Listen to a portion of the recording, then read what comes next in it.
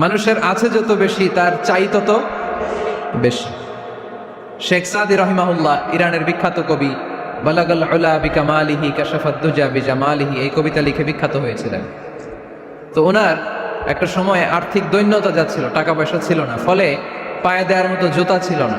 কি ছিল না? জুতা ছিল না। তো খুব আফসোস করে একদিন মনে মনে আল্লাহরে বলে, আল্লাহ আমি এত বড় কবি, আমার পায়ে দেওয়ার মতো জুতা নাই। আহা, আফসোস করে ঘর থেকে বের হয়েছে। বের হয়ে দেখে এক ভিক্ষুক ভিক্ষা করে। ওই ভিক্ষুকের দুইটা পাই নাই, ভিক্ষুকের দুইটা, আর কবি সাহেবের কি নাই? জুতা নাই। কবি সাহেব যখন এই দৃশ্য দেখছে, হায় রে, আমার তো পা আছে, এর তো পাই নাই, সেজদায় পড়ে গেল। আর আল্লাহরে বলে, আল্লাহ শুকর আলহামদুলিল্লাহ, বেশ ভালো আছি, আর কিছু লাগবে না। এজন্য শান্তি হচ্ছে শুকর আলহামদুলিল্লাহর ভিতরে। শান্তি কিসের ভিতরে?